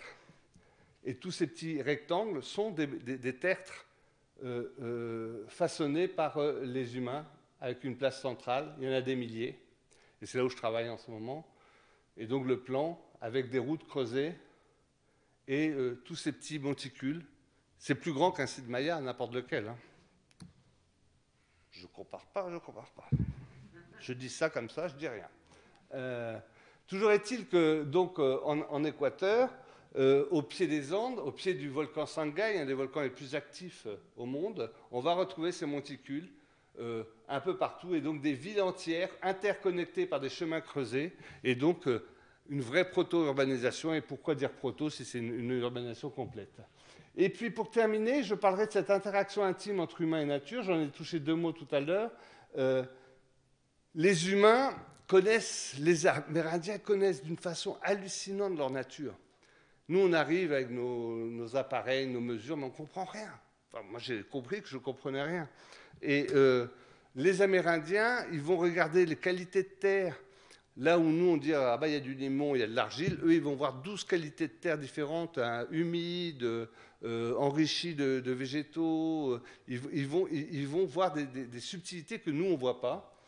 Et donc, ils ont créé des agricultures alternatives, comme par exemple une qui a eu beaucoup de succès, ce sont les champs surélevés. Alors, ça peut être c'est souvent des grandes parcelles allongées qui peuvent faire plusieurs kilomètres de large, hein, qui sont surélevées, pas forcément beaucoup d'ailleurs, ça peut être 50 cm, mais au-dessus du niveau d'inondation dans les savanes inondables du Venezuela, de Colombie ou de Bolivie. Et aussi en Guyane. J'ai le don de ne pas me faire forcément des copains, mais quand je suis arrivé en Guyane, j'ai dit j'ai envie de faire de l'archéologie aérienne. Dans les années 80, ça commençait pas mal en France, et j'avais envie d'en faire, pour voir, c'est tellement difficile de pénétrer dans la forêt que peut-être en la survolant, je verrais mieux. Et tout de suite, on m'avait dit, mais tu ne verras rien, la canopée cache tout, tu ne verras rien. Donc, comme j'ai bien appris, il faut écouter les conseils et surtout pas en tenir compte. Et donc, je suis parti en ULM survoler la plaine côtière, et j'ai découvert des milliers de buttes dans les marécages qu'on ne voyait pas au niveau du sol, parce qu'on était dans les marécages, mais qu'on voyait très bien vu du ciel. Et j'ai proposé que c'était des buttes agricoles anciennes faites par les Amérindiens pour cultiver dans ces aires des serres. Alors on m'a traité de fou. On m'a dit « Ah, mais c'est pas possible, les Indiens ne peuvent plus faire ça. C'est forcément naturel. » Alors j'ai démontré avec des géomorphologues que ce n'était pas naturel, et des systèmes de gonflement d'argile n'existaient pas là. On me dit, ah ben c'est les bagnards ou les esclaves. J'ai dit, ben non, ils n'ont pas fait ça. Ils ont fait d'autres choses pénibles, mais pas ça. Ils ont notamment coupé les arbres, les bagnards, et des esclaves ont fait quelques polders, mais pas dans cette région-là. Donc, c'est probablement les Amérindiens. Au bout de 20 ans, j'ai pu les dater, et ils ont en effet entre 700 et 1000 ans d'âge. Faut dire qu'au sol, ce n'est pas très impressionnant. Hein, si vous regardez ça, vous dites, oh, c'est pas terrible. Vu du ciel, le même site est tout de suite plus sexy. Parce que c'est pas tellement la hauteur qu'on voit, c'est la différence de végétation. Ici, il y a beaucoup de variétés, là où la butte a été surélevée, Et là, ce sont plutôt des herbacées, et donc très, très uniformes. Donc ce qu'on voit, c'est la variété, mais vu du ciel, ça devient lumineux. Et donc, il y avait des villages qui étaient, je n'ai pas le temps de vous décrire en détail, mais des villages qui s'étalaient sur les plages ou sur les bancs de sable côtiers qui sont parallèles au rivage. Et au sud, vous aviez des ensembles de buttes qui étaient cultivés pour profiter de ces espaces inondés. Ce qui m'a toujours étonné à l'époque, c'est qu'ils étaient comme neufs. Des trucs qui avaient 700 ans, 1000 ans. On a l'impression qu'ils ont été faits il y a 2 jours. Enfin, 3.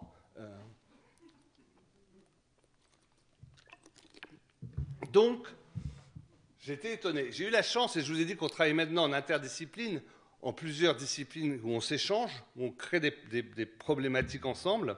Et j'ai travaillé avec un écologue de Montpellier, brillant, Dol McKee, et c'est cette conjonction de recherche qui a donné la solution pourquoi ils sont neufs. Pourquoi? Parce qu'ils sont vraiment neufs, à vrai dire. Ils ne viennent pas d'être construits, ils ont bien été construits à 700 ans, sauf qu'ils ont été souvent colonisés par des fourmis.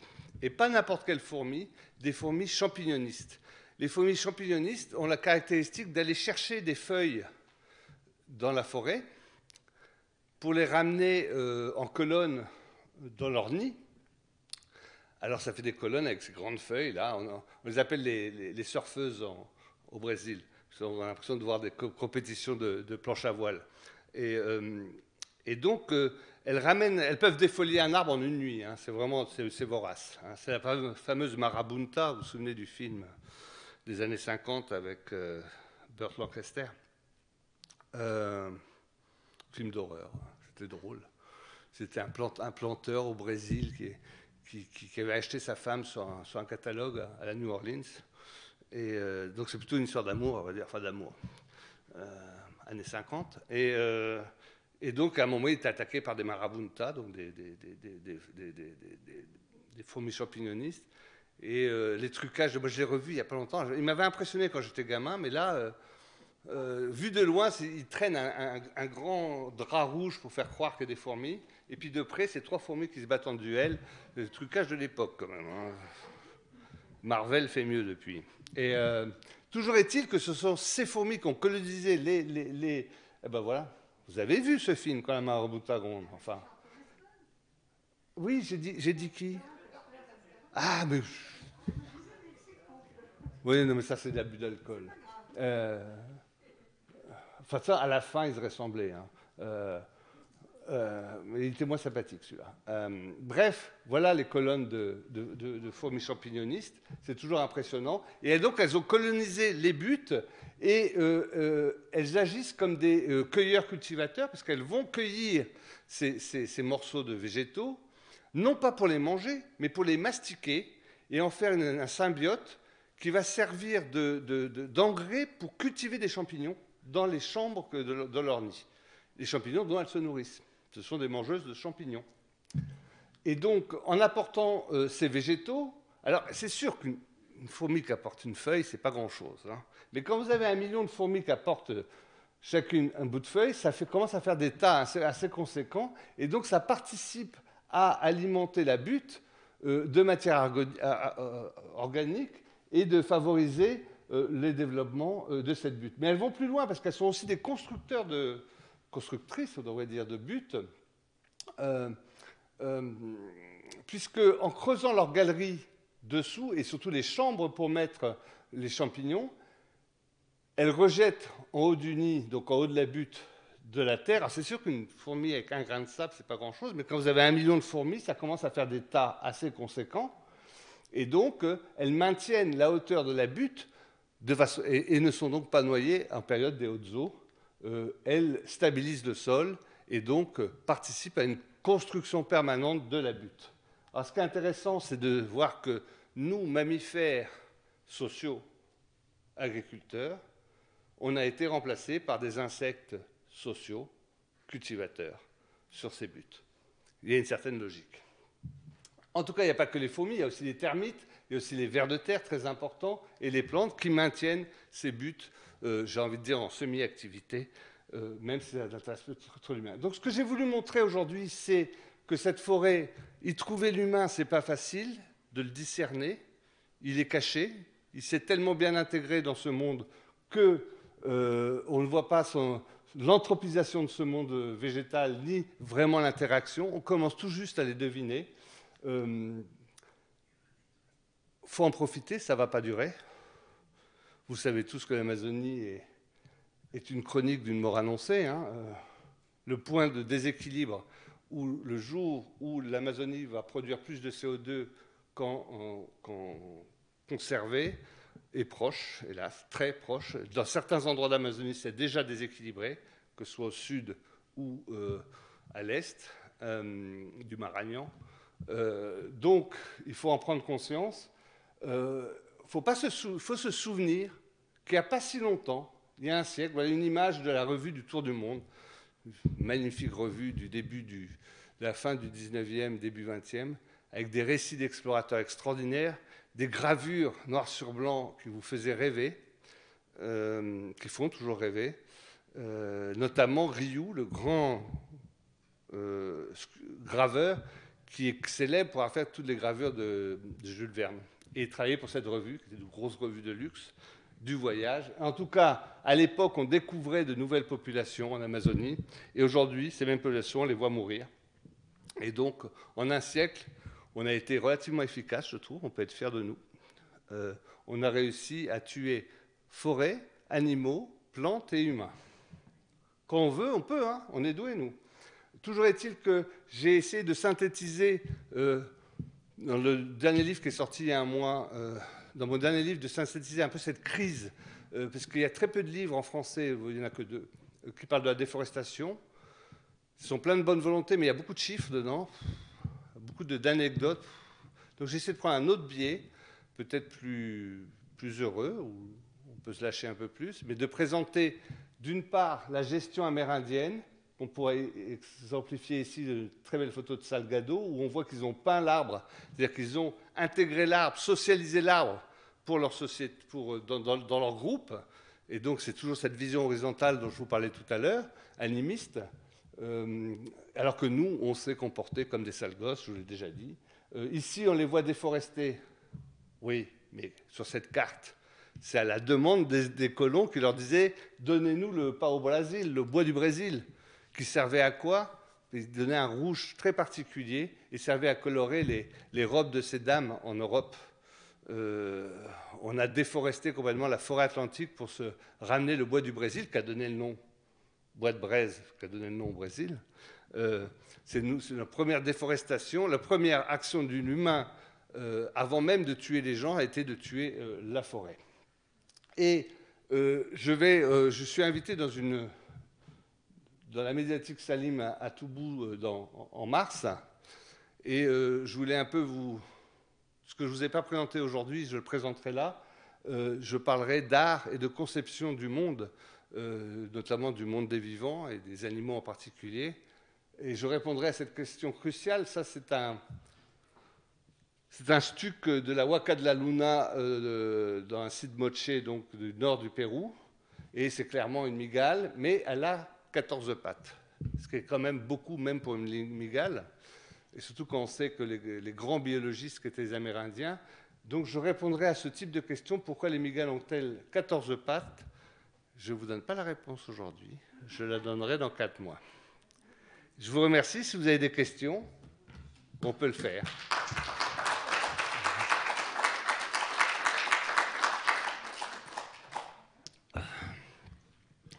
Alors, si vous avez des questions, n'hésitez pas à les poser.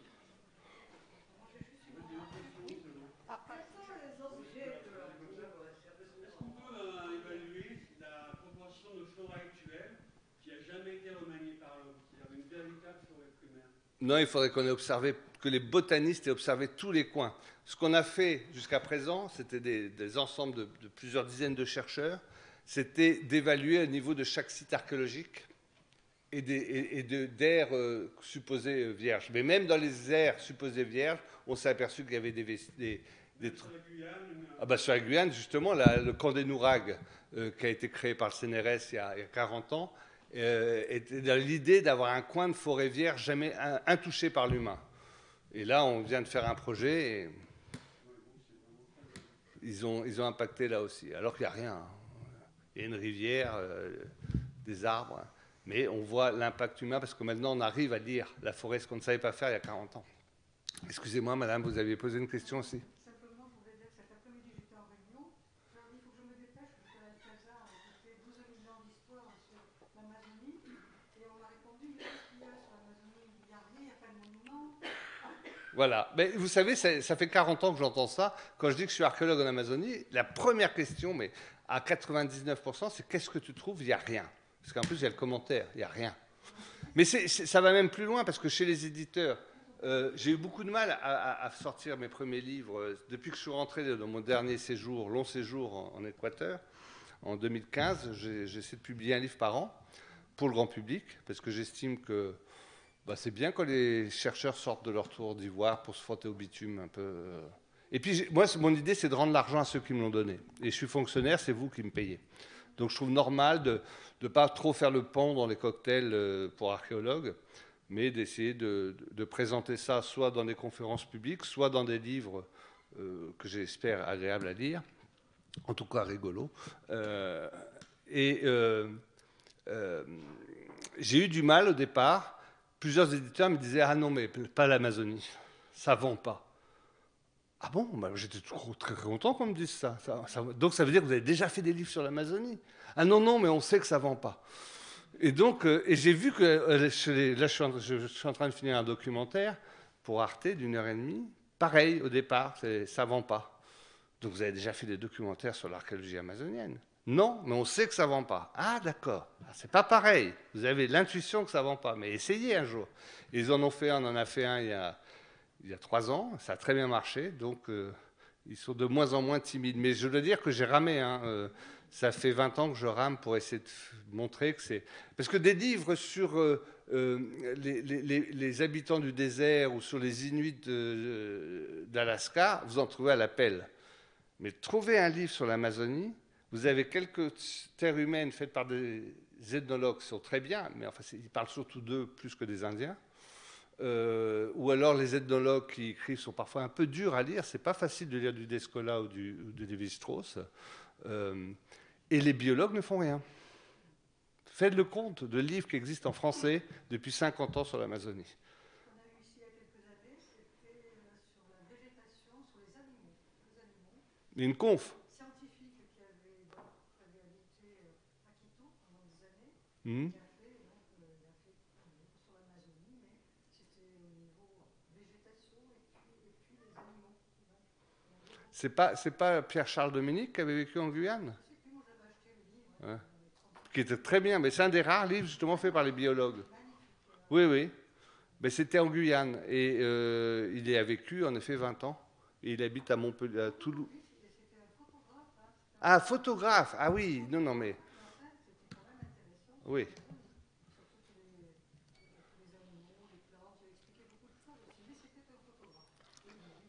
Ah non, mais je parle de scientifiques qui essayent de partager. C'est quand même le but de la science, c'est qu'elle soit partagée par le plus grand nombre.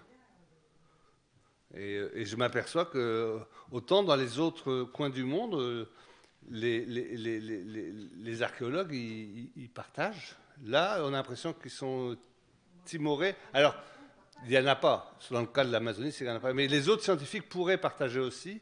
Et à part des gens comme Descola, dites-moi un ethnologue que vous connaissez qui a écrit sur l'Amazonie pour le grand public, il n'y en a pas. Et pourtant, Dieu sait s'il y a des ethnologues. Hein. Oui, et les Portugais. On ne peut pas l'utiliser, non. Non, mais ça, c'est une grosse blague qui a duré 20 ans. Hein. 20 ans c'est le seul pont construit entre la France et le Brésil, quand même. C'est pas mal. Il ne sert à rien. Il ne sert à rien parce que de toute façon, les illégaux passent par le fleuve. Alors, vous pouvez traverser à la nage, le fleuve, à cet endroit-là. Il n'y a pas de caïmans. Il y a trop de piranhas. Les caïmans ne viennent pas là.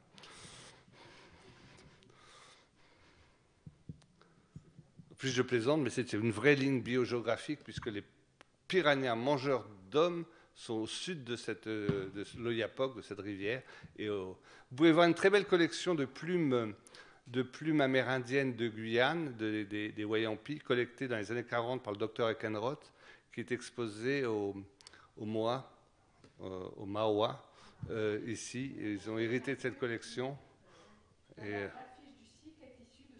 c'est ce que je me suis dit. Ils avaient fait un très beau catalogue à l'époque, et ils ont des collections amazoniennes, donc peut-être pas besoin d'aller trop loin pour voir ça. Ça vaut toujours le coup, parce que sur l'Amazonie, il n'y a pas grand-chose non plus dans les musées. C'est toujours des plumes. On réduit l'Indien à sa plume et sa flèche, hein, quand même.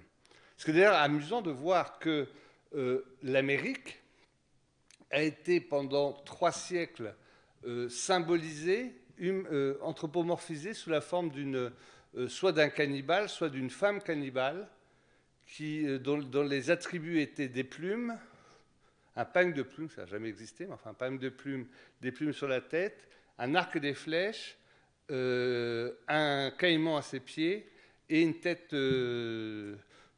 d'humain qui est mangé à son autre pied. C'était ça la représentation de l'Amérique jusqu'en 1830.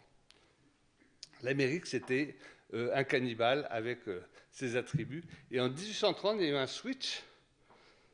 L'Amérique a été symbolisée par l'Indien Sioux des plaines, jusqu'à aujourd'hui d'ailleurs, avec ses grandes coiffes. Et c'est ça l'Amérique, quand on parle de l'Indien de l'Amérique, c'est celui-là, c'est le Sioux des Amériques. Donc on a oublié que pendant longtemps, allez à Versailles, vous allez voir Miss Amérique, enfin, les statues des continents, c'est bien une cannibale qui symbolise le continent. Maintenant, c'est des Sioux. Quels sont les objets qu'ils fabriquaient essentiellement?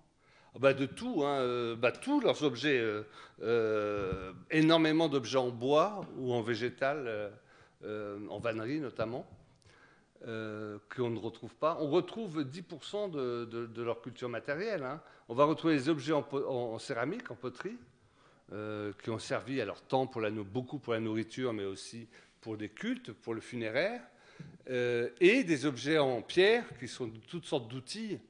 On pense évidemment à l'âge de pierre, mais il y a toute une panoplie d'outils pour écraser, pour moudre, pour percer, qu'ils ont aussi fabriqués, bien qu'il n'y ait pas eu beaucoup de pierre en Amazonie. Le reste, tout a disparu. On est dans un milieu extrêmement corrosif. Dans les céramiques, est-ce qu'il y a un travail d'art Oui, bien sûr. Mais justement, je vais en parler dans 4 mois. Je vais vous montrer un peu ce que c'est là. Que ça doit être très variable. Mais exactement. Mais il y a quand même une espèce d'homogénéité. C'est toujours le paradoxe de l'Amazonie, c'est un mélange d'homogénéité et de diversité. L'Amazonie nous paraît être un milieu végétal homogène, alors qu'il est extrêmement divers. Il nous paraît solide, alors qu'il est très fragile. Et pareil, les sociétés d'Indiens nous paraissent tous être des Indiens à plumes, et en réalité, ils sont très divers. Et c'est toujours ce paradoxe qu'on va retrouver quand on regarde le monde amazonien, et qui est tellement antinomique avec le mode de pensée linéen que nous avons. Et c'est peut-être cet effort le plus dur à faire, c'est pour se mettre dans la compréhension de ce monde, d'accepter à la fois l'homogénéité, à la fois la diversité, qui se retrouvent dans la même chose. De toute façon, ceux qui sont arrivés, les Occidentaux qui sont arrivés donc en Amérique, n'ont jamais rien compris. Ah, jamais. Et nous non plus, hein. Ouais, moi j'ai vécu 8 ans au Chili, mais galère pour comprendre. Il n'y avait plus beaucoup. Même au milieu européen, parce que l'imaginaire n'est pas le même.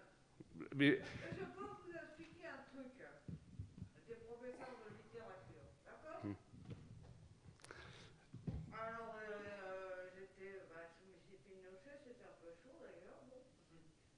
Et puis on m'a piqué, mais j'étais pas dans la politique, mais il y a des choses qu'on n'aime pas. Bon, pour faire un cadeau à des étudiants qui faisaient des choses qui n'étaient pas dans les normes du régime et qui étaient bonnes étudiantes, et que je trouvais d'ailleurs, et que je comprenais très bien, cadeau, un texte de Sartre. Le mot, un truc simple, hein, je ne comprends pas. Bon. Même expérience, 8 ans après, à des terminales.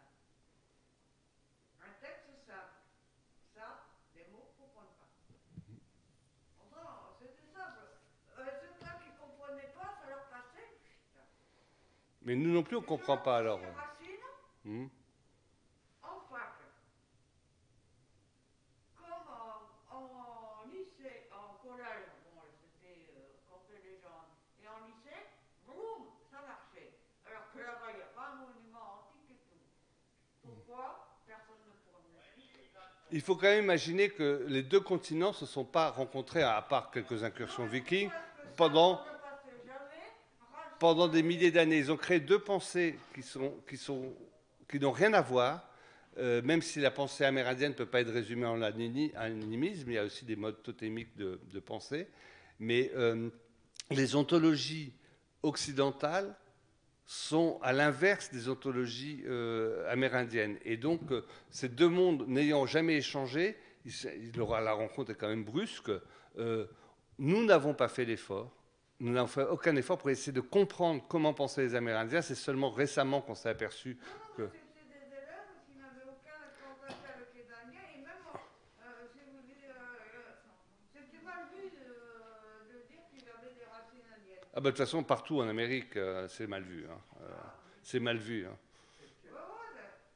Tant Tito, même des gens qui étaient assistants sociaux, des gens, disons, avec un certain niveau, qui, disons, évoluaient étaient plus large. Alors là, il y avait une barrière phénoménale. Moi, venant d'Europe, j'avais bien envie de connaître. Bah oui, mais voilà. C'était ma formation initiale. Sur Pestel de Polar. Est-ce que vous avez pu récolter de gens que vous avez rencontrés, des légendes ou des chants? Alors, moi, je ne suis pas ethnologue, hein, et je ne me permettrai pas de l'être.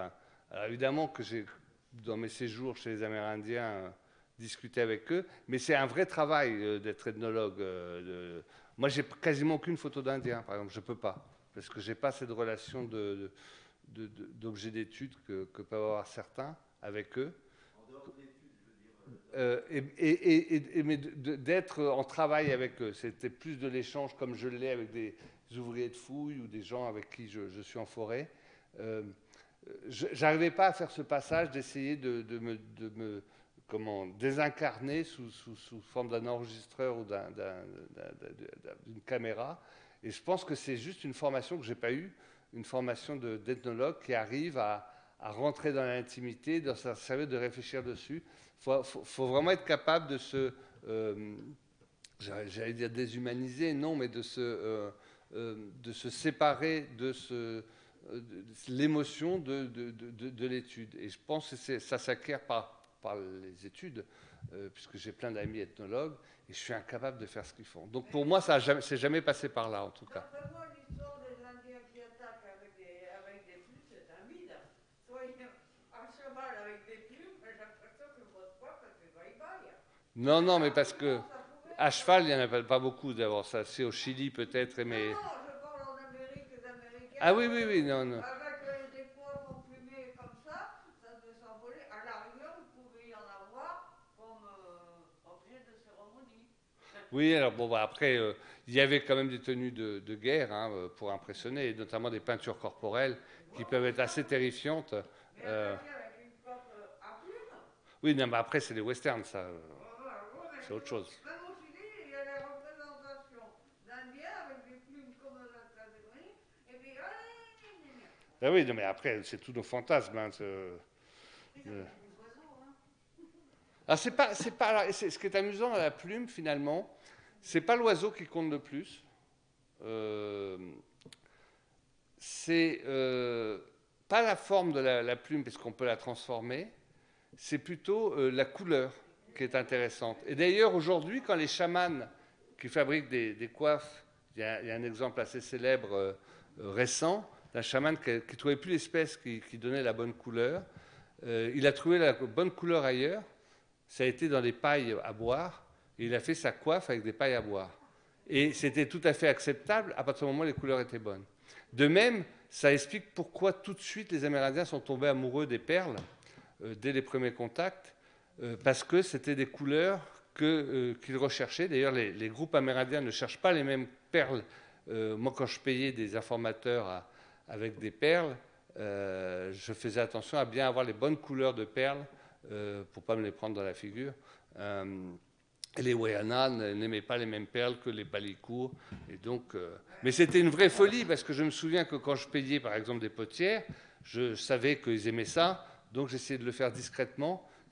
J'attendais l'heure de la sieste, je me mettais dans un carbet, et je faisais venir la potière, et j'ouvrais le sac délicatement avec elle, un peu caché.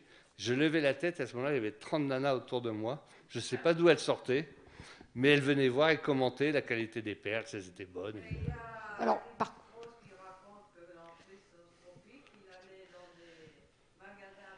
Ouais.